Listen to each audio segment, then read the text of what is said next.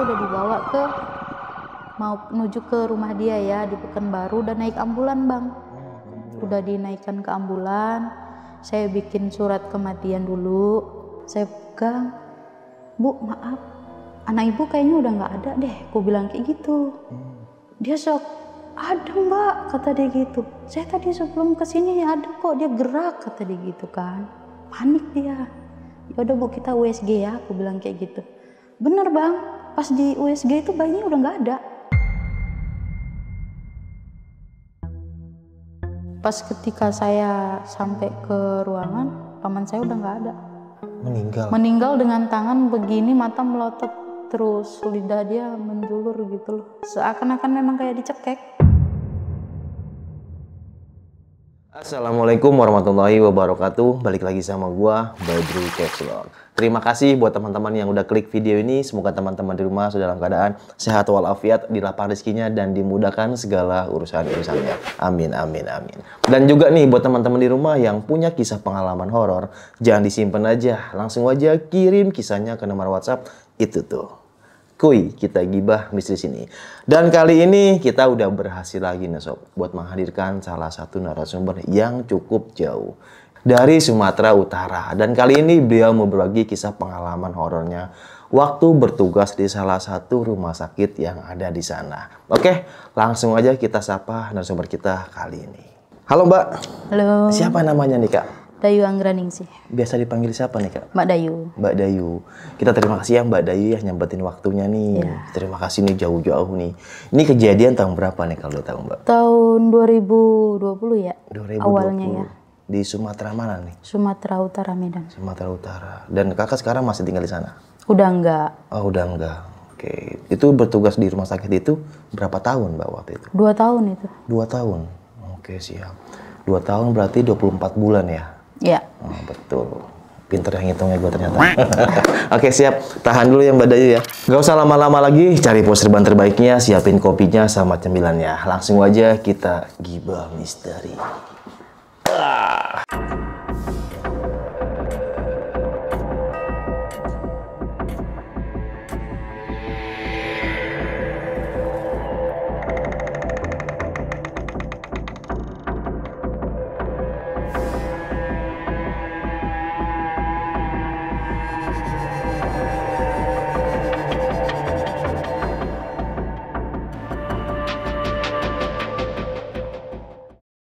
Gimana nih Mbak Dayu, kisah pengalamannya nih Mbak? Itu awalnya ya Bang. Ya. Awalnya itu tahun 2020. 2020. Ya, itu pertama kali aku kerja di rumah sakit. Salah satu rumah sakit di Medan ya. Kalau awalnya kan aku di klinik kayak gitu. Nah, dari awal masuk itu udah ini sih udah kayak ngerasain horor juga. Hawa dari rumah sakit itu udah beda banget. Rumah sakit ini ada berapa lantai Mbak? Ada 12 lantai. Oh 12 lantai. Oke. Tapi gedungnya banyak Bang. Gedungnya itu banyak pisah-pisah. Oh maksudnya ini gedung ini gitu.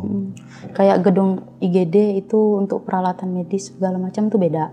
Iya iya. Gedung untuk pasien rawat inap itu beda. Pokoknya rumah sakit ini luas banget. Iya. Jadi di rumah sakit ini ada 2 shift gitu kan. Kerja mulai dari jam 8 sampai jam 4. Yang shift 2-nya jam 4 sampai jam 7. jam 7 pagi. Jam 7 pagi. Lama banget ya? Ya. Iya iya. Pas saya mulai kerja pertama kali ya, hari pertama itu aku ketemu sama ibu-ibu. Ibu-ibu itu sendiri negur saya. Ketemunya di mana nih? Di lorong arah mau ke ruang PK. Kan saya kerjanya di ruangan PK ya, ruangan bidan. Dia negur saya. Pas di saat itu dia duduk di kursi roda itu. Dia nanya, mau kemana Dek? Kata dia gitu kan. Ya dengan santai saya jawab, mau ke ruang PK Bu. Aku bilang gitu kan. Ibunya sendiri, aku bilang gitu. Dia nggak jawab. Dia duduk. Terus saya agak menjauh ya dari dia karena kan saya jalan itu. Nggak lama saya noleh, ibunya udah nggak ada. Oh, hilang. Iya. Itu jam berapa itu? Pagi. Wah pagi. Pagi itu, hari pertama kerja. Situ kan masih sepi ya Bang ya kalau jam pagi ya. Sekitar jam 8-an lah. Nah setelah ibu itu hilang, saya panik dong. Maksudnya bertanya gitu kan dalam hati nih, kok ibu itu tiba-tiba nggak ada ya? Kemana ya? Tapi ya mungkin ibu itu pergi ke ruangan atau apa. Cuman saya juga berpikir juga nih Bang, kalau memang dia manusia, nggak mungkin dong secepat itu hilang. Terus saya memang ada kerjaan gitu kan, ya saya tinggalin lah ibu itu gitu kan. Sampai di deket toilet itu kan, di lorong bawah itu ada toilet ya. Toilet itu nggak pernah digunain. Oh, maksudnya nggak pernah digunain gimana nih? Memang nggak pernah digunain dari pertama dibangun. Oh. Kata teman-teman yang ada di situ juga ya. Memang mereka itu bilang ini toilet jangan pernah dibuka. Karena dari awal saya kerja pun memang nggak pernah dibuka. Oh, jadi gitu. posisi terkunci gitu? Iya, terkunci. Pas saya lewat deket toilet itu, pintu toilet itu kayak digedor. Sedangkan saya tahu itu toilet nggak pernah digunain gitu kan. Mau saya buka tapi saya juga takut. Alhasil ada satpam lewat. Saya bilang, Pak, tadi di dalam kayaknya ada orang gedor-gedor, aku bilang gitu kan. Enggak mungkin, kata si satpamnya gitu. Enggak mungkin, ini kan toilet nggak pernah dipakai Mbak, kata dia gitu. Oh. Mbaknya masih baru ya, kata dia. Iya sih Pak, aku bilang gitu kan. Udah Mbak, jangan diiniin, kata dia gitu. Udah sana pergi aja. Gitu Bang, dibilang sama satpamnya. Iya. Saya nuju lah ke ruangan saya. Saya mulai kerja, itu normal. Biasa gitu kan, ya sibuk-sibuknya orang kerja lah gitu ya. Tapi setelah 3 hari ini Bang, 3 hari setelah kejadian yang ketuk-ketuk pintu itu, ada Bang. Itu saya pas shift malam ya, jam 1:30 malam itu. 1:30 malam, ada ibu yang mau ngelahirin. Tapi herannya, biasa ya Bang ya, kalau ada orang lahiran itu kan pasti bawa bidan pendamping dari desa gitu kan. Oh, ini iya. dia datang sendiri. Sendirian? Iya, dia datang sendiri sama suami lah gitu kan. Gak ada bidan pendamping sama sekali. Saya tanya juga kan, bidan pendampingnya mana Bu? Gak ada, saya sendiri Mbak, kata dia gitu. Ya udah. Tapi anehnya Bang, saya udah ngerasain juga sih. Ini kayaknya ibu ini gak hamil deh. Tapi perutnya gede. Maksudnya perutnya gede gitu, buncit? Iya, tapi ngeluarin darah. Dia ngeluarin darah dan itu bener-bener anyir. Baunya itu bener-bener bau banget Bang, darahnya. Nggak kayak biasa saya nangani pasien lain ya. Iya. Ini bau. Saya sempat tanya, ibu dari mana? Aku bilang gitu kan. Saya dari desa, kata dia gitu. Itu ada di daerah Medan tuh, pelosok banget memang ya. Ibu ngelewati hutan nggak? Aku bilang kayak gitu juga. Karena saya udah ngerasain ini kayaknya ada yang janggal gitu kan. Enggak, kata dia gitu. Tapi saya ngelewatin kuburan keramat. Saya periksa, saya pegang nih Bang perutnya. Saya pegang. Bu, maaf. Anak ibu kayaknya udah nggak ada deh. Aku bilang kayak gitu. Dia shock. Ada Mbak, kata dia gitu. Saya tadi sebelum kesini ada kok, dia gerak, kata dia gitu kan. Panik dia. Ya udah Bu, kita USG ya, aku bilang kayak gitu. Bener Bang, pas di USG itu bayinya udah nggak ada. Hilang? Hilang. Gila. Tapi dia ngalami pendarahan. Itu di perut udah nggak ada. Saya juga heran gitu kan. Dari awal saya pegang pun udah nggak ada sama sekali, pergerakan itu nggak ada. Kita ya Bang, kalau misalnya ibu hamil gitu ya, 4 atau 5 bulan itu udah kerasa kalau memang itu ada bayi gitu kan. Ini nggak ada sama sekali Bang. Tapi posisi masih gede? Masih gede. Aduh. Itu masih gede. Di situ saya coba nenangin ibunya kan. Aku bilang, ya udah Bu, sabar dulu ya. Aku bilang gitu. Kita coba lagi sekali lagi. Aku bilang gitu kan. USG, kita pemeriksaan lanjut. Aku bilang kayak gitu. Tapi ibunya udah berontak gitu. Sampai ibunya ini nggak sadarkan diri. Oh, pingsan maksudnya? Iya. Dia pingsan, terus HB dia turun. Nah di situ rekan-rekan pada panik juga kan Bang. Disarankan sama dokter, bawa ke ruang OKA katanya gitu kan, bawa ke ruang operasi katanya. Yaudah, kami dorong lah di bed kan, kami bawa ke ruangan operasi.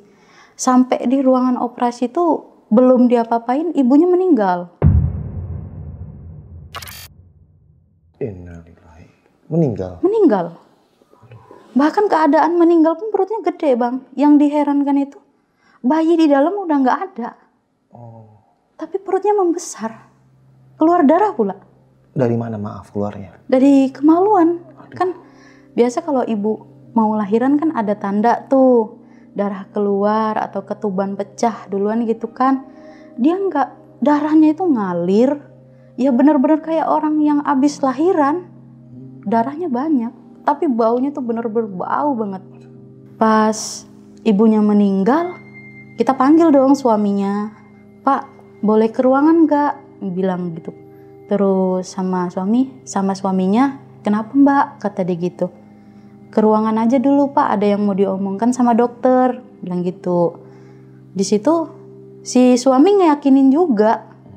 Kan kita tanya, Pak, emang kandungan si ibu berapa bulan? Gitu kan. Udah waktunya Mbak, kata dia gitu, udah 9 bulan. Terus bidan pendampingnya mana? Dia nggak pernah mau pakai bidan pendamping, katanya. Iya. Emang selama hamil nggak pernah cek atau ngikutin sekolah untuk kehamilan gitu kan? Nggak pernah sama sekali Mbak, kata dia. Ya udah, di situ kita coba untuk memberitahu ya Bang ya, pelan-pelan bahwasanya istri bapak udah nggak ada. Si bapaknya shock gitu.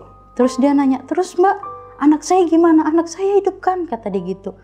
Itu yang jadi pertanyaan Pak. Istri bapak nggak hamil sama sekali loh. Dibawa ke sini juga perutnya masih besar Pak, tapi udah nggak ada anaknya di dalam. Nah gitu kan. Di situ marah suaminya. Marah. Ada kok, kata dia gitu kan. Saya yakin. Orang saya kemarin itu baru pegang ada pergerakan, kata dia gitu. Sampai istri saya senang, anak kita udah nendang-nendang, katanya gitu kan. Di situ marah suaminya, kayak nggak terima kan. Terus, ini ya Pak, kita lakukan cek ulang lagi ya, USG gitu kan. Dan benar-benar kosong Bang. Gila ya. Kosong itu. Nah setelah kejadian itu, seminggu atau mungkin 10 hari lagi tuh ya, itu normal sampai saya itu kerja di situ dinaikkan, maksudnya dipindah ruangan. Itu waktu masa COVID. Iya, pindah ke ruangan apa nih? Tadinya kan saya di PK. PK itu apa sih Bu? Maaf. Di khusus ruangan lahiran. Oke, gitu. kayak ruang bidan. Bidan ya. Saya dipindahin ke lantai 12 gitu. Lantai 12 itu khusus ruangan COVID. Itu pada zaman COVID. Di situ udah mulai ini Bang, udah mulai nggak nyaman sayanya. Karena banyak banget kayak gangguan-gangguan.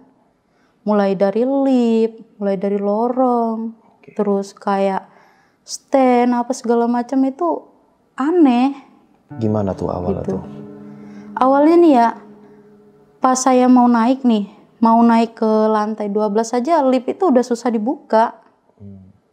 Padahal itu lantai baru gitu kan. Khusus memang dibangun untuk COVID gitu. Itu susah dibuka. Padahal saya pakai kartu itu. Awal saya coba, pertama kali kan nggak kebuka. Coba terus, nggak kebuka juga. Keesokan harinya nih, nah setelah itu kan saya nggak terlalu ini ya. Karena kan masih belum memang waktunya saya di lantai 12 gitu. Karena cuman untuk ini aja. Kayak apa sih, penasaran gitu kan, mau lihat tempat kerja baru gitu kan. Keesokan harinya saya di bawah nih. Lagi di lantai dasar gitu. Sama kakak senior, dibilang, "Dek, kamu nanti coba ke lantai 3 ya," kata dia gitu. Nah di situ kamu ambil data pasien deh, ngambil askep, kata dia gitu kan. Ya udah Kak, aku bilang gitu. Nah jam 11 siang nih naik saya kan, disuruh kakak senior buat naik ke lantai 3. Di lantai 3 itu saya ketemu kakek-kakek. Kakek-kakek ini duduk gitu kan di lorong. Saya tanya, saya sapa itu beliau gitu kan. Kakek sama siapa di sini? Gue bilang gitu kan.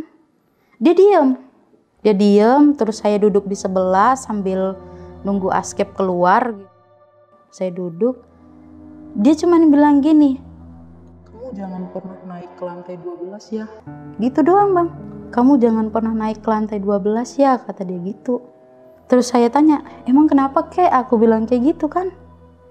Nurut aja, gitu. Cuman gitu doang. Terus saya lihat ke sebelah, dia udah nggak ada. Itu dia pakai baju putih, bawa tongkat. Jangan coba ke sana, kata dia gitu. Udah, saya lanjutin kerja saya kan. Saya ambil askep, terus saya turun lagi tuh, ngasih askep ke lantai dasar. Nah, setelah itu malah disuruh saya bang naik ke lantai 12 sama kakak senior. Disuruh saya naik ke lantai 12 karena katanya urgent. Naiklah saya nih. Awal mau naik itu di dekat ruang IGD. Di situ kan ada lift khusus umum ya. Khusus umum, tapi di situ penuh. Keadaan kan jam siang ya.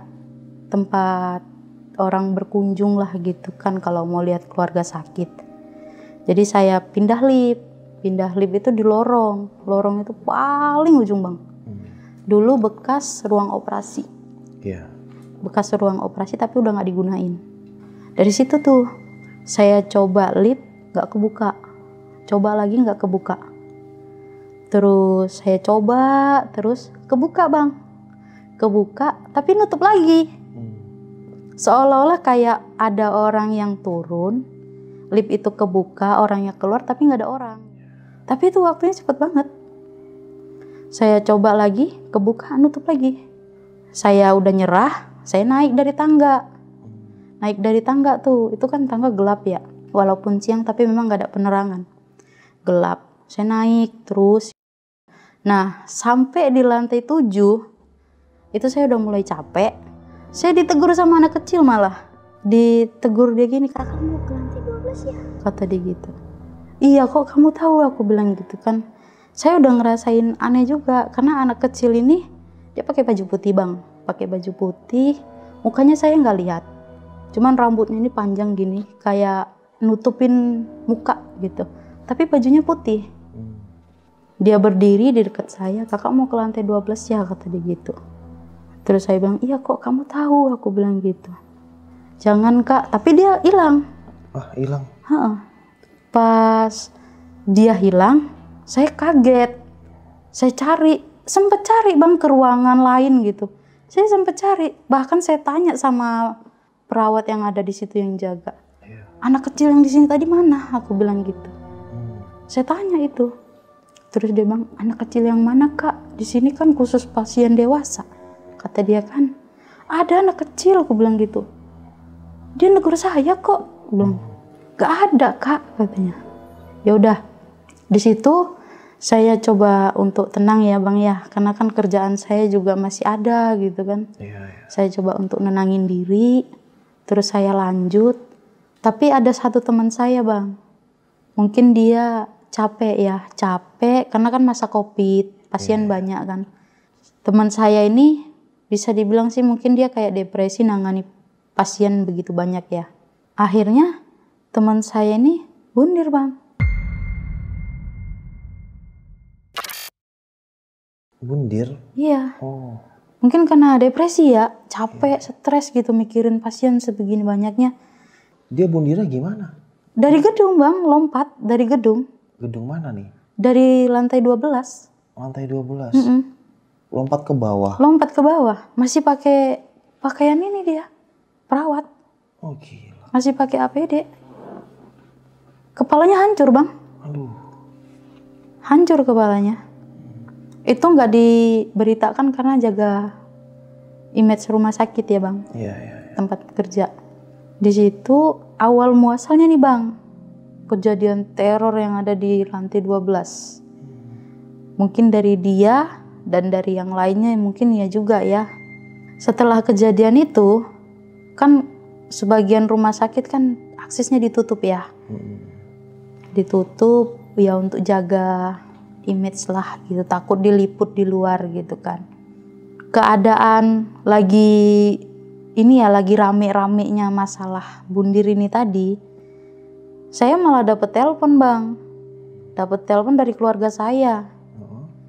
Itu keluarga saya ini paman lah dari Pekanbaru. Terus dibilang sama istri om saya nih ya, dibilang sama istri om saya bahwasanya om saya ini lagi sakit gitu kan. Sakit, saya disuruh untuk kayak bantulah gitu kan. Obatnya apa, perawatannya kayak gimana ya. Saya kan nggak lihat bang. Kondisi paman saya kan saya nggak lihat, nggak tahu, jadi nggak bisa mendeskripsikan gitu kan bahwasanya dia sakit apa. Terus saya minta cuti dari kejadian ini tadi kan. Saya minta cuti, saya terbang nih ke Pekanbaru. Saya nyamperin dia. Terus sampai sana saya bilang, ya udah ayo kita ke Medan aja, aku bilang gitu kan. Kebetulan kan saya juga kerja di situ, bisa terpantau gitu kan. Nah, paman saya ini sakit di rahang bang. Oh, rahang sini ya? Iya, di rahang itu ada benjolan. Katanya sih gara-gara dia mancing di tempat sembarangan gitu kan, dia ngambil kayu kecil ditusuk-tusukan ke gigi gitu. Jadi pendarahan bengkak. Saya bawa nih ke Medan bang. Udah saya bawa ke Medan, saya bawalah ke rumah sakit tempat saya kerja kan. Di situ ditangani memang. Tanganin. Tapi bang, hari ketiga setelah paman saya ini dirawat di rumah sakit gitu, kejadian aneh ini muncul lagi bang. Tadinya kan saya udah tenang nih ya, karena kepikiran teman saya yang bundir ini. Terus saya terbang ke Pekanbaru kan, otomatis kan udah tenang saya gitu kan, kerja udah kayak biasa gitu. Hari ketiga setelah paman saya dirawat, itu kejadian aneh lagi bang. Awalnya ya, paman saya ini masih dirawat di lantai 2 gitu kan, di tempat rawat inap biasa. Selagi nunggu hasil biopsi gitu kan. Nah, di situ paman saya ini di kamar khusus ruangannya sendiri. Tapi dia ngobrol bang. Dia ngobrol. Di kamar itu dia ngobrol sendiri. Jadi saya ini lagi masa tugas. Itu siang ya, shift siang itu. Dia ngobrol sendiri bang. Saya samperin dia ngobrol sendiri. Sampai saya tanya. Saya bilang, Om, ngobrol sama siapa? Aku bilang kayak gitu. Ini sama perawat katanya. Perawat di mana? Aku bilang kayak gitu kan. Ini kata dia. Sambil nunjuk kursi. Ada kursi di situ satu kan untuk duduk keluarga gitu kan. Ini kata dia. Kata paman aku ini tadi. Gak ada, aku bilang loh. Aku bilang kayak gitu. Udahlah istirahat aja, aku bilang gitu kan. Nantilah kata om aku. Oh mau jalan-jalan lah dulu keluar. Nah dia jalan nih bang, keluar sambil pegang tiang infus gitu kan. Kan dia yang sakit cuman rahang ya, badan kan sehat gitu. Jalan dia bang ke lorong, duduk. Kan ada kursi tuh. Duduk dia di situ. Terus aku bilang gini, ya udah aku lanjut kerja lagi ya, aku bilang kayak gitu. Nanti kalau kenapa-kenapa hubungin aku bilang. Terus dia bilang, udah nggak usah, kata dia. Orang ada perawat kok yang jaga di sini satu, katanya. Gitu bang. Ya aku bilang, nggak ada loh, aku bilang gitu. Ya udahlah, aku bilang gitu kan. Tapi dia kekeh, merasa ada perawat yang nemenin. Ada, kata dia. Kekeh dia bang. Kekeh bahwasanya memang dia tuh dijaga sama perawat, gitu kan. Terus aku bilang, ya udahlah, bilang kayak gitu kan. Nah aku lanjut lagi kerja, gitu. Nah setelah aku lanjut kerja itu pertengahan mau maghrib bang. Sekitar kalau di sana itu jam 6-an lah, sana maghrib kan sekitar jam 7 ya. Itu jam 6-an, jam 6 sore. Saya ditelepon bang, dari lantai 2 nih. Dia bilang, Mbak, ke lantai 2 ya, kata dia gitu. Paman kamu urgent, kata dia gitu. Kenapa? Bleeding, kata dia gitu. Kok bisa? Bleeding itu apa kayak pendarahan bang di mulut. Aku pikir bang, pendarahan itu cuma sekedar netes atau keluar gitu. Ternyata bang, pas aku sampai di ruangan bang, darahnya tuh banyak banget bang. Banyak banget. Ada kayak gumpal-gumpalan segini bang, darahnya. Gumpalan darah itu berserakan itu bang, di ruangan gitu kan. Saya mikir juga gini kan, yang sakit kan rahang gitu. Kok pendarahan hebat gitu kan. Nah di situ paman saya nggak sadarkan diri. nggak sadarkan diri dia bang. Pingsan gitu ya? Heeh. Mungkin karena pendarahan kali ya, lemes gitu. Dibawalah ke ruang operasi gitu kan. Dokter juga bingung bang. Sampai di ruang operasi, apa yang mau dioperasi gitu kan? Di dalam sehat, cuman ini doang, tapi hasil biopsi juga belum keluar gitu kan. Tapi dia ngalami pendarahan sebegitu hebatnya. Nah, nggak lama di ruangan operasi dia sadar. Terus saya tanya, Oma kenapa? Kok bisa pendarahan sebegitu hebatnya? Aku bilang gitu. Oh, tadi Om dikasih bubur, kata dia. Siapa yang ngasih? Aku bilang gitu. Perawat yang di kamar tadi. Terus aku bilang kan. Perawat yang di kamar? Iya, yang kata dia ada perawat, tapi aku nggak lihat bang. Gila. Terus? Itu. Aku bilang kan, Om, demi Tuhan ya Om, aku bilang gitu. Gak ada perawat sama sekali, aku bilang gitu. Ada, kata dia kan. Malah dia ngasih Om bubur, kata dia gitu. Om pengen makan bubur kacang hijau, kata dia. Dikasih sama perawatnya, disuapin. Terus apa yang Om alamin? Aku bilang gitu. Muntah. Muntahnya muntah apa? Aku bilang gitu. Ya muntah bubur, muntah darah, aku bilang kayak gitu kan. Enggak, muntah bubur kok, kata dia. Oh, dia ngeliatnya bubur? Bubur. Aduh, gila. Karena kata dia bang, setelah makan itu lambung dia mual. Gitu kan. Jadi dia muntah.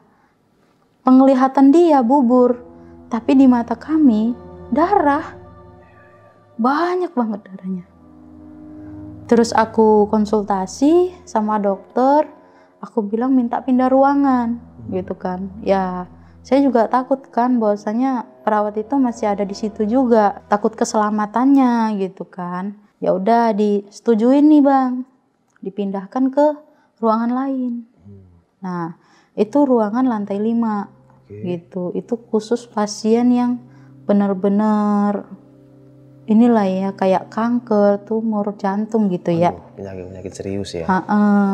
Jadi dipindahkan ke situ di lantai 5. Nah, sampai di lantai 5 kan dia di ruangan sendiri lagi. Gitu kan. Sendirian ruangannya? Kayak VIP gitu ya? Iya, karena kan memang itu nggak boleh terlalu banyak orang ya.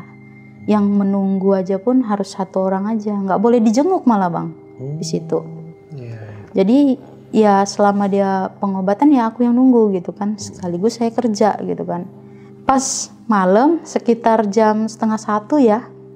12:30 malam dari kejadian yang dia muntah darah gitu kan, saya malah ini bang, malah nggak bisa tidur sama sekali.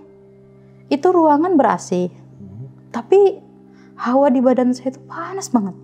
Saya coba untuk keluar dari kamar gitu kan, malah adem bang di luar, padahal nggak ada AC-nya gitu kan. Saya masuk lagi, panas lagi bawaan badan gitu kan, hawanya tuh panas. Ya udah saya coba untuk tenang lah. Tapi lagi-lagi bang, paman saya ini ngobrol gitu loh. Ngobrol lagi. Terus saya bilang, Om, ku bilang kan, mending istirahat. Ku bilang gitu. Biar stabil. Karena tadi habis muntah darah lo banyak. Aku bilang kayak gitu. Enggak Om, lagi ngobrol ini, kata dia gitu. Udah sana keluar aja dulu. Dia malah ngusir saya. Sampai diusir? Iya. Tapi waktu itu Mbak tahu apa yang diobrolin? Dengar gitu? Enggak, saya nggak dengar sama sekali apa yang diobrolin. Cuman Om saya ini ngoceh gitu loh, seakan-akan ya kayak kita gini ngobrol gitu kan bang, ngobrol gitu. Terus saya masuk, malah saya diusir. Udah sana di luar aja, kata dia. Saya mikirnya nih, kalau semisalkan Om saya ini nggak tidur, otomatis kan tubuhnya makin drop. Nah, saya bilang sama perawat yang ada di stand 5 itu, gitu kan, yang ada di station 5. Saya bilang, Kak, bisa nggak dikonsulkan ke dokter untuk kasih obat tidur? Aku bilang kayak gitu kan, biar dia tidur tenang. Ya udah, disetujui tuh sama dokter kan, dikasih. Nah, setelah minum obat, dia tidur bang. Tidur tenang. Tapi bang, dia tidur, aku yang nggak bisa tidur bang. Aku coba jalan. Itu ada 1 ruangan, itu ruangan nggak kepake. Stationnya itu ada 2. Nah ini station yang paling pojok. Saya dengar suara kayak alat medis dimainkan. semacam kayak pial gitu, dia jadi bunyi ting ting ting gitu loh. Kalau hewan nggak mungkin dong gitu, sedangkan itu pial itu harus beradu biar supaya dia bunyi kan gitu kan. Kalau dipegang gini doang nggak bakal bunyi. Dia bunyi bang, bunyi ting ting gitu kan. Saya penasaran, emang ada perawat nggak sih di sana gitu kan? Setahu aku kan itu tutup gitu kan, nggak dibuka. Memang ada akses untuk keluar masuk, tapi kan udah nggak dipergunakan gitu. Saya coba nih, datang ke stasiun tersebut. Saya sampai sana, ya bener bang. Saya lihat perawat yang kemarin itu bundir di situ. Di situ dia. Lagi ngapain dia? Mainin alat, seakan-akan dia bahwasanya dia tuh kerja gitu. Gila, dinding gua. Masih pakai baju perawat. Dia noleh ke aku, senyum malah bang dengan muka dia yang hancur itu. Senyum dia, sininya kan penuh darah ya. Penuh darah, senyum dia ke aku. Situ saya takut ya, takut. Aku lari, terus sama teman yang lain nanya, kamu kenapa? Aku bilang kan, ya aku lihat si ini, aku bilang gitu. Lagi di situ dia, aku bilang gitu. Terus sama teman, ya kamu ngapain ke sana? Udah tahu di situ kan ditutup, kata dia. Ya aku cuman penasaran kok kayak ada suara pial yang dimainkan. Jadi kayak kepancing akunya gitu loh, kayak kepancing untuk ngarah ke sana gitu. Padahal aku udah tahu nih, maksudnya nggak mungkin ada orang di situ, kepancing. Nah di situ cobalah teman saya nih nenangin saya gitu. Udah, kamu di sini aja minum, kata dia gitu. Nah ini minum dulu, ditenangin nih bang. Iya. Saya ditenangin sama teman saya gitu kan. Di situ saya udah mulai tenang, sampailah saya ketiduran di stasiun tempat teman saya nih jaga gitu kan. Oh berarti si Om sendirian nih? Om saya sendirian kan, saya tadinya di situ disuruh keluar gitu kan. Ya udah. Sampai subuh jam 5. Nah, jam 5 saya kebangun. Saya lihat nih Om saya tidur tenang, mungkin efek dari obat yang dikasih sama perawat sebelumnya. Di situ saya pamit sama teman-teman yang lain buat pulang, ganti baju gitu kan. Kan saya paginya harus kerja lagi. Saya pulang, tapi bang, di lift ini yang kejadiannya lebih ini ya. Saya buka lift, terus si perawat yang aku bilang bundir itu, saya buka, ada bang di situ. Ada di dalam lift. Dia senyum ke saya gitu kan. Sayanya nggak berani masuk dong. Saya tutup lagi. Terus saya lihat lift itu udah di lantai dasar. Saya coba pencet lagi. Saya pencet lagi. Saya buka lagi. Itu kosong bang. Berani saya masuk kan. Masuk, naik. Begitu lift nutup, pintu nutup, dia di sebelah saya. Perawatnya. Megang pundak saya dia bang. Aduh. Kaku saya di situ bang. Nggak bergerak sama sekali. Dipegangnya ini pundak saya. Merinding saya lihat ceritainnya. Terus. Dia pegang saya kaku. Di situ saya nggak tahu itu lift udah di dasar atau belum, nggak tahu. Sadarnya saya itu ada ini perawat lain mau naik. Dia mau naik, di situ saya sadar. Tapi saya udah kayak patung di situ, dia nyenggol saya. Dipukul, ibaratkannya kayak mungkin dia nyapa, kayak ketemu teman lah gitu. Kayak, woi gitu kan. Di situ saya dipukul. Sama teman saya nih, karena dia mau naik kan. Saya dipukul, baru sadar saya. Kok ini ngelamun, kata dia gitu. Terus saya kaget. Pas aku masuk lift di sini, itu ada si ini, gitu kan. Yang kemarin bundir. Masa sih? Serius, aku bilang. Beneran? Ngapain aku bohong? Aku bilang gitu kan. Dia di sini, di samping aku, nepuk aku. Yakin? Yakin. Nah teman saya, alhasil nggak berani bang, naik lift sendiri, minta temenin saya. Sayanya juga takut, dia takut. Terus gimana, kata dia? Ya saya nggak tahu, aku bilang. Aku nggak tahu sama sekali. Yang aku tahu, aku masuk lift, dia ada, aku bilang gitu. Nepuk pundak saya, aku bilang gitu kan. Aduh, kata teman saya, aku nggak berani nih naik, kata dia gitu. Temenin ya. Yaudah aku temenin kan bang, aku temenin dia nih. sampai ke tujuan dia. Dia kan mau ke lantai 9 tugasnya. Ya udah saya temenin. Nah dari lantai 9 saya turun gitu kan. Pas saya turun sampai di depan lift dasar lantai 1, dan saya ketemu sama teman saya yang saya anterin tadi di lift. Yang tadi lantai 9? Iya, jelas-jelas itu saya nganterin dia ke atas. Malah saya ketemu dia lagi di depan. Gila. Saya malah nanya, kok kamu di sini? Kan baru saya anter. Tapi bang yang ketemu saya nih, yang di depan lift gitu, dia nggak ngomong bang, nggak ngomong sama sekali. Oh, pas ketemu di lantai dasar? Iya, dia cuman masuk, pencet lift, naik gitu loh. Iya. Situ saya takut bang, saya lari gitu kan, lari sampai saya hampir nabrak dokter gitu kan. Ditanya, kamu kenapa? Gak apa-apa dok, aku bilang gitu. Tapi saya udah pucet. Iya. Udah takut gitu kan. Setelah kejadian itu, kan saya pulang bang. Saya pulang nih, bawa motor. Tapi sambil ngelamun juga. Sambil ngelamun gitu kan. Ya hampir ditabrak mobil saya bang. Karena mikirkan kejadian itu gitu kan. Iya. Masih kebayang gitu. Kebayang bang. Sampai ke rumah malah. Sampai di rumah, saya mandi gitu. Saya ganti baju. Terus saya berangkat lagi kan kerja. Nah, sampai saya parkir motor bang. Di parkiran rumah sakit itu. Ditegur saya sama tukang parkir. Oke. Dia bilang gini, loh mbaknya baru datang? Iya aku bilang gitu. Loh tadi yang barusan? Kata dia. Yang barusan gimana bang? Aku bilang ada. Mbak kok tadi ngasih uang ke saya, uang parkir kata dia gitu. Katanya pamit mau pulang. Emang saya baru sampai aku bilang. Enggak kata dia gitu. Beneran kata dia gitu kan. Nah dikeluarin lah bang uang yang menurut dia nih tadi saya yang kasih kan. Iya. Dikeluarin sama dia. Noh ini mbak kata dia gitu kan. Sama ini sama karcisnya gitu, sama karcis parkir gitu kan. Bener kan ini plat mbak? Iya. Orang tadi mbak ngasih uang saya sekalian sama ini kok kata dia. Pamitnya pulang. Bang demi Allah bang saya baru sampai. Tadi pagi iya saya pulang bilang gitu kan.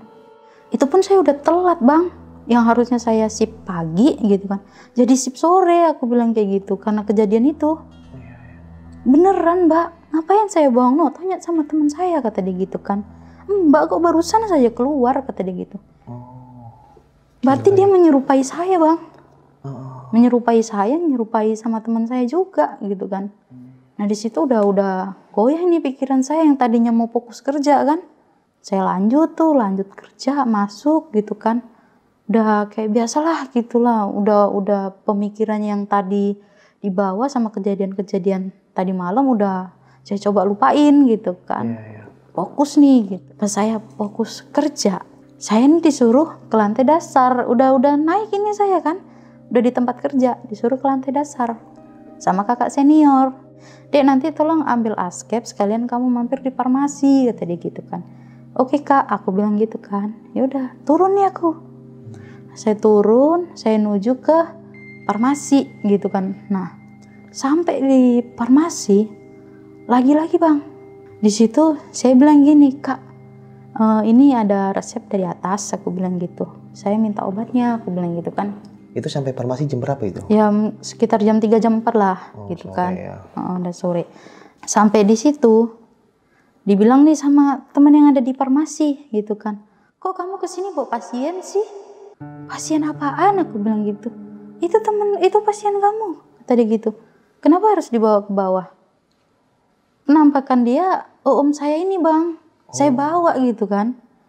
Nggak ada, itu ada, kata dia gitu.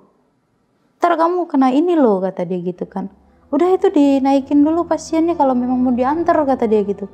Jangan mampir di sini dulu, pasien dulu kamu antar, baru kamu kesini lagi. Pasien yang mana? Batinku nih bang. Gak ada kak, aku bilang gitu. Aku sendiri. Aku cuman bawa keranjang, aku bilang gitu kan, keranjang obat. Lah itu terus siapa? Kata dia. Udah itu antar dulu sana, kata dia gitu kan. Di Medan kan ngomongnya kan agak kasar ya bang ya. Udah bawa dulu sana itu, kata dia gitu kan. Ya udahlah, saya nurut gitu kan. Udah saya jalan. Tapi di dalam pikiran saya sambil jalan tuh, pasien yang mana sih? Gila sih. Orang saya sendiri kok. Pasien yang mana gitu. Nah, Terus saya balik lagi bang. Saya balik lagi nih ke farmasi kan ngambil obat. Nah di situ kelar dong gitu kan, kelar urusan saya. Naik dong saya gitu kan. Lagi-lagi bang, sebelum saya naik lift, saya lagi bawa askep, saya bawa obat-obatan nih. Di depan lift bang, lift itu lift paling belakang. Iya. Yang saya ceritakan di dekat bekas ruang operasi. Di situ saya lihat sosok bang. Awalnya agak menjauh ya bang ya. Saya lihat bayangan hitam. Terus makin dekat. Pas di saat pintu lift hampir buka, dia berdiri di samping saya bang. Sosok itu tinggi, besar, tanpa kepala. Persis pas di samping saya bang. Yang tadinya dia menjauh, gitu kan, mendekat, sampai di samping saya. Di situ saya kaku bang. Badan saya nggak bisa gerak sama sekali. Tapi saya bisa lihat. Saya bisa dengar. Tapi badan saya nggak bisa digerakin. Kayak nge-freeze gitu ya? Iya. Dia deket. Di situ dia agak lama ya bang ya. Tapi tangan dia gini bang. Seakan-akan mau nyekek saya bang. Situ bang. Dia makin dekat, makin mau nyekek. Terus nggak lama ada satpam bang nyenggol saya. Akhirnya saya jatuh. Di situ saya udah nggak sadarkan diri. Nah saya dibopong. Tahu-tahu saya sadar, saya udah di ruangan tergeletak. Ditanya bang saya sama teman-teman saya, kamu kenapa, lihat apa gitu kan. Saya bilang sambil nangis itu bang, saya menceritakannya bang. Sambil ketakutan ya juga. Aku lihat sosok, gue bilang sosok itu tinggi, gede, tapi tanpa kepala. Dia mau nyekek saya, aku bilang gitu kan. Serius kamu? Iya, aku bilang. Jadi saya nangis bang, sambil ketakutan. Sebenarnya saya nggak berani cerita di situ, takutnya gitu kan. Takutnya sosok itu muncul lagi gitu kan. Iya. Setelah saya diinterogasi, saya disuruh untuk pulang, istirahat. Diantar dong saya sama temen gitu kan untuk pulang. Pulang saya bang. Oh, nggak lanjut kerja? Nggak, pulang saya. Jam berapa itu pulang? Sekitar jam 8 malam lah. Harusnya kan saya pulang itu sekitar jam 11 ya, karena kan udah telat dari kejadian yang dari pagi nih gitu kan. Harusnya saya pulang jam 11 malam gitu. Pulang saya bang, diantar sama teman saya. Sampai di rumah, saya ganti baju, bersih-bersih. Mau tidur saya bang. Mau tidur, saya geletak gitu kan, rebahan. Mau meluk guling nih, rencana gitu kan, mau meluk guling gini. Sosok yang saya bilang tanpa kepala tadi ada di sebelah saya bang. Ngikut dia bang, sampai ke rumah. Ngikut saya dia bang. Dan lagi-lagi dia mau nyekek saya. Di situ saya teriak, kan saya di rumah sendiri bang. Di situ saya jerit. Terus saya coba untuk buka pintu itu karena panik ya bang ya. Jadi pintu itu nggak kebuka bang. Alhasil saya mecahin jendela untuk keluar. Gitu. Saya minta tolong itu sama orang gitu kan, sama tetangga-tetangga di situ. Tapi lagi-lagi bang, sekali dicek di kamar itu nggak ada apa-apa. Saya sampai nggak berani tidur di rumah bang, gara-gara teror itu.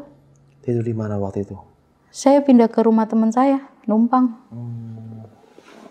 di rumah teman saya tuh 2 hari. Terus saya mutusin untuk tidur di rumah sakit. Di rumah sakit kan ada mes khusus untuk stikes gitu kan, untuk anak-anak magang gitu kan. Saya memutuskan untuk tidur di situ bang. Gila ya. Sekaligus untuk jaga paman saya kan. Selang beberapa waktu nih kan, setelah kejadian itu, saya itu udah normal bang. Kehidupan udah normal lagi gitu kan. Teror-teror yang itu agak menghilang lah gitu kan. Tapi lagi-lagi bang, teror itu datangnya bukan di diri sayanya, tapi di paman. Oh, di paman. Di paman. Yang lagi dirawat ini, rahangnya itu. Di paman saya bang. Gimana tuh?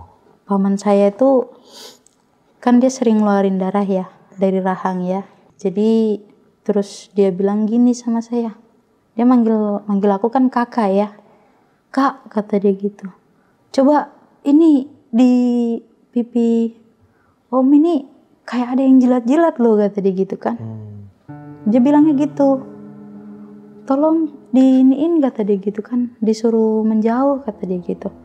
Padahal saya lihat nggak ada apa-apa bang, darah itu memang tetap netes gitu kan, saya bersihkan. Terus saya bilang, yang jilat itu apa, aku bilang gitu kan. Ada ini yang jilat, kata dia. Tolonglah, tolong, sampai ini dia bang, sampai kayak depresi gitu loh, kayak risih gitu kan. Tolong ini disingkirin lah, ini dia jilat-jilat terus, kata dia gitu kan. Di situ saya coba nenangin gitu kan, saya pegang-pegang pipi dia gini kan. Nggak ada, udah nggak ada, aku bilang kayak gitu. Tapi dia berasa kayak ngejilat? Kayak ada yang ngejilat, kayak ada yang ngejilatin darah dia gitu loh. Oh, kayak gini-giniin gitu ya. Aku bilang udah nggak ada, aku bilang kayak gitu kan. Nah terus kusuruhlah dia untuk mandi lah gitu kan, istilahnya kan badan dia sehat, yang sakit kan cuman ini gitu kan. Dah sana mandilah, aku bilang kayak gitu, biar infusnya aku matiin dulu, aku bilang kayak gitu. Udah dia mandi bang. Pas dia mandi itu kan saya duduk di tempat tidur dia. Saya lihat pas di sudut dekat pintu bang, ada dia, bentukannya cowok, tapi kepalanya kera bang. Kepalanya kera, kayak monyet gitu. Aduh. Jadi dia itu di sudut, tangan dia ini gini, lidah dia ini menjulur gitu loh bang, tapi kepalanya kera bang. Begini dia bang, ngelihatin saya dia bang, seakan-akan marah karena mengganggu dia mungkin ya bang ya, yang tadinya dia jilatin darah ya, terus saya halau gitu kan, mungkin dia marah bang. Marah dia, lihatin saya dia dengan muka marah.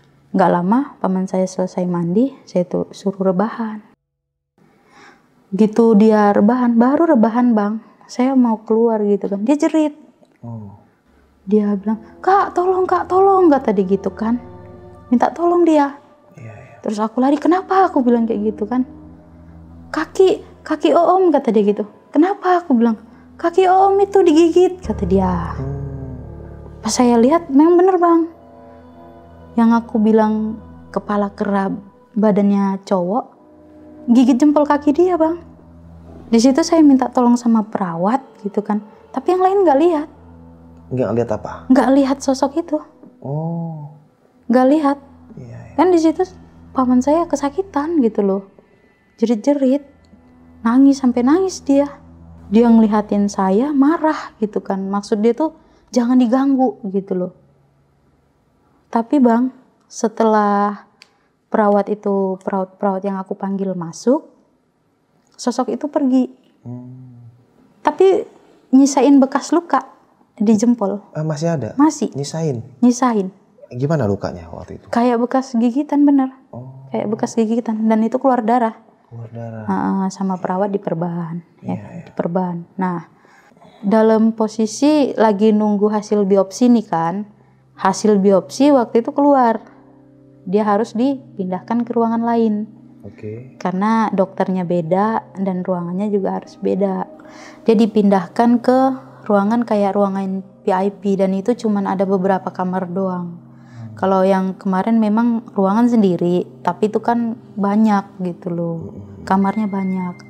Ini dia cuman beberapa ruangan. Nah, pemikiran saya nih bang, kalau dipindahkan ke situ kan otomatis pengawalan, istilahnya penjagaan kan ketat ya, dari perawat gitu ya. Terus ruangan juga bersih, nyaman, terang gitu. Udah ini bang, baru direbahin, baru dipindahin ke tempat tidur. Saya keluar bukan karena ninggalin, enggak, karena setiap pemindahan pasien kan harus ada yang ditandatanganin. Berkas-berkas juga kan harus dilengkapin gitu kan. Nggak lama bang, jangka waktunya itu saya baru sampai di stasiun perawat, baru beberapa doang yang saya tandatangani. Itu saya dengar suara jeritan. Paman saya ini jerit kayak dicekek gitu lah mungkin ya, sampai suaranya habis itu. Cuman saya telat bang. Saya telat untuk nyamperin. Pas ketika saya sampai ke ruangan, paman saya udah nggak ada. Iya. Nggak ada gimana? Meninggal bang. Meninggal dengan tangan begini, mata melotot, terus lidah dia menjulur gitu loh. Seakan-akan memang kayak dicekek.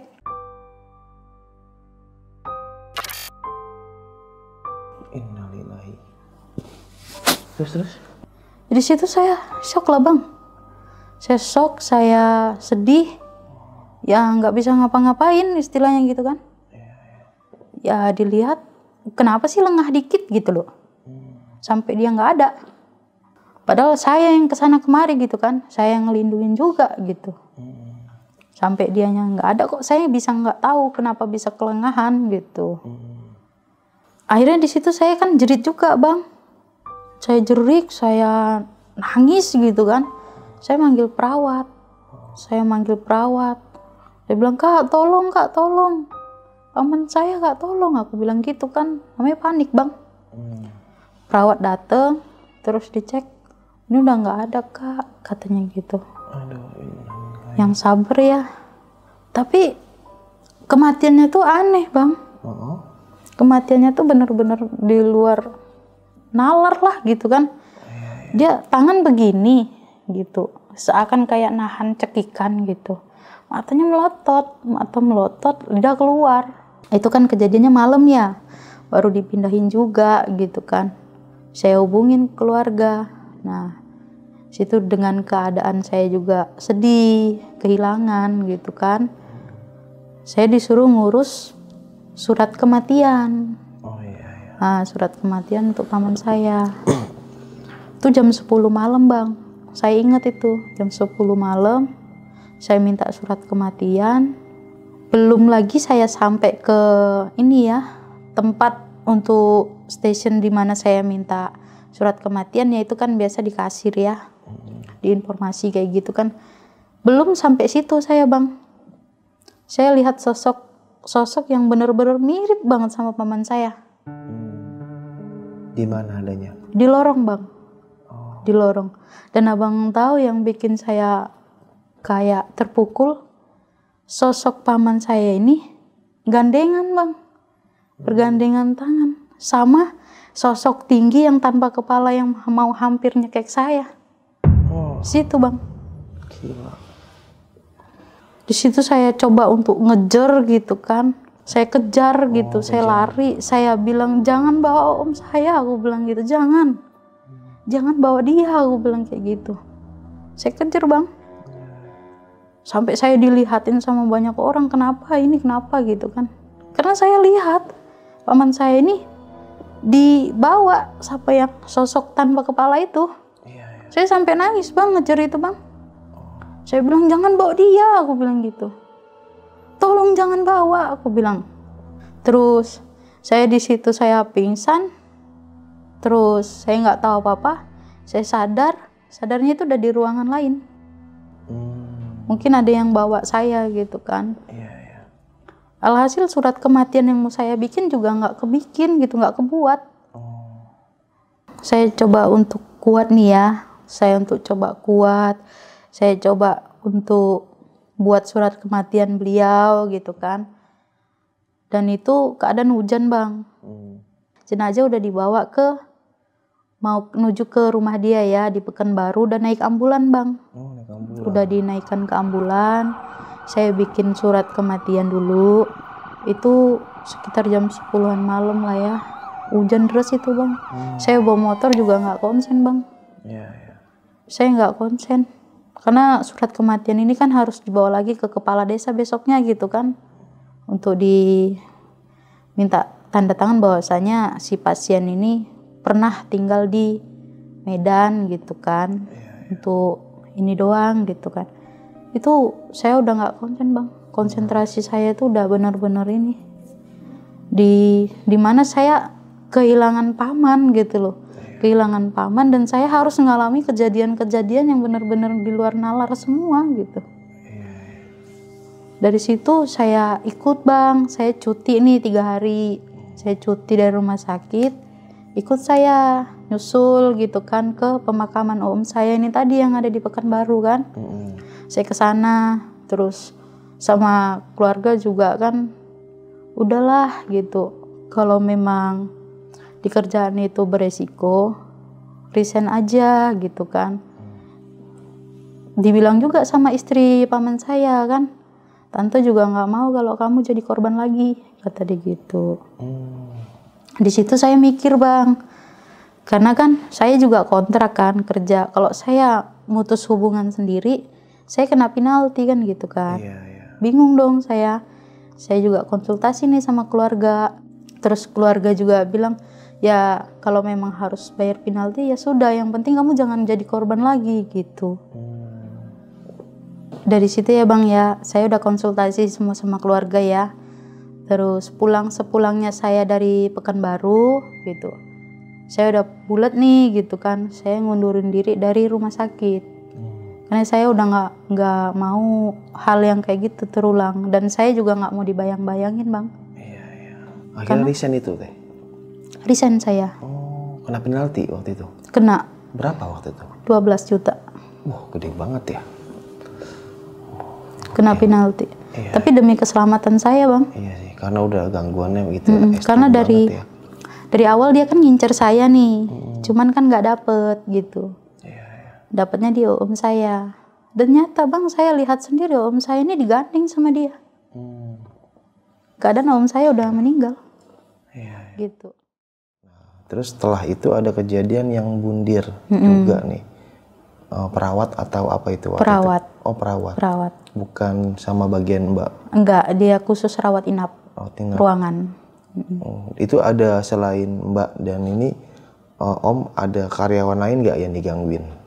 Kalau karyawan lain banyak bang. Banyak. Apa tuh contohnya? Contohnya aja ada teman saya nih ya. Dia itu Nasrani gitu kan. Dia agamanya Nasrani gitu kan. Dia bilang gini sama saya, kok saya lihat ini ya di ruangan ada cewek pakai mukena, kata dia gitu. Pakai mukena, aku bilang iya benar, kata dia gitu kan. Terus dia ngajak saya nih ke dalam ruangan gitu kan. Saya ditunjukin Al-Quran, kata dia gitu. Padahal dia Nasrani bang, ditunjukin Al-Quran. Terus aku bilang, terus kamu jawabnya gimana Mel? Aku bilang gitu kan. Ya aku bingung, kata dia gitu kan. Aku disuruh duduk, disodorin Al-Quran, kata dia gitu. Disuruh baca, kata dia gitu. Aku nggak bisa baca, kata dia gitu kan. Aku Nasrani, kata dia gitu. Pas aku bilang aku nggak bisa baca mbak, aku beda agama, kata dia gitu. Nah sosok ini berubah katanya bang. Yang tadinya pakai mukena, terus berubah jadi cewek yang mukanya hancur itu. Ada bang. Gila ya. Terus kalau untuk masalah almarhum itu apa, om atau paman ya, kan dia meninggalnya kayak kecekek gitu ya mbak ya. Nah hasil dari dokter tuh apa tuh divonisnya meninggal? Kalau divonis dari dokter ya tetap dengan diagnosa dia yang awal ya kanker gitu kan, kanker rahang kayak gitu. Tapi itu hasil biopsi baru keluar malam itu loh bang. Malam itu? Malam di kejadian di mana dia meninggal. Belum sempat ini, kalau kena kanker ya biasa penanganannya itu harus di ini dulu kemoterapi kayak gitu kan. Kalau memang dia harus jalani operasi, dia harus dimatikan akarnya dulu dong gitu kan, baru jalani operasi. Nah sedangkan hasil biopsi sama FNAB ini keluarnya baru malam. Malam kejadian di mana dia meninggal. Gitu.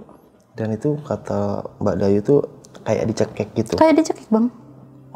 Kayak dicekek, jadi dia kayak nahan gini loh. Gitu. Gila ya, serem tangannya banget ya. Gini, matanya melotot gitu, mata kebuka, leher lidahnya nih keluar gitu. Kayak dia itu lagi cari napas tapi susah gitu loh. Kalau kita berpikirnya secara logika ya bang ya, kalau dia meninggalnya karena penyakit, otomatis kan pakai tahap. Kanker kan nggak kayak kita mati ketabrak gitu atau bundir atau proses apa kan. Gitu ya? Kan kanker proses bang. Gitu, ada stadiumnya. Sedangkan dia keluar hasil biopsi sama FNAB bersamaan gitu loh. Cuman beda beberapa waktu doang. Gila serem amat ya. Semoga paman tenang di sana ya Mbak ya. Ya amin. Dan berarti selama paman atau om dirawat situ dia ditemenin sama sosok itu yang dibilang Iya, suster itu. Suster, sosok suster, terus yang aku bilang bentukannya laki-laki tapi kepalanya kera, sama yang tanpa kepala. Nah, gitu. kan Mbak tadi bilang kalau om itu pernah interaksi nih sama suster itu ya, ngobrol gitu. Pernah dengar kata apa gitu pas diobrolin sama dia? Gak ada bang. Makanya saya herannya apa sih yang diobrolin gitu. Yang diobrolin mereka ini apa gitu. Oh, jadi yang Mbak lihat itu dari jauh kayak ngobrol gitu terus? Iya, kayak ngobrol. Setibanya saya sampai, saya di tempat mereka, diam gitu loh. Terus om tuh bilang kayak, ada kok tadi om ngobrol sama ini, katanya gitu. Jadi udah ini bang, kayak udah kebawa di alam bawah sadar dia. Iya. Gila sih, serem banget ya. Oke sob, bagus kan nih kisah pengalaman tentang pengalaman horor di rumah sakit ini ya. Bisa kita ambil segi positifnya, buang jauh-jauh negatifnya ya. Mungkin setiap tempat, setiap daerah ya adalah makhluk-makhluk gaib yang menemani atau mengganggu lah sosok-sosok jin yang jahat dan yang iseng, yang jahil bisa jadi. Ya intinya tetap baca doa dan jangan lupa 5 waktunya. Oke, sampai jumpa di kisah selanjutnya. Wassalamualaikum warahmatullahi wabarakatuh. Mbak, makasih banyak ya Mbak.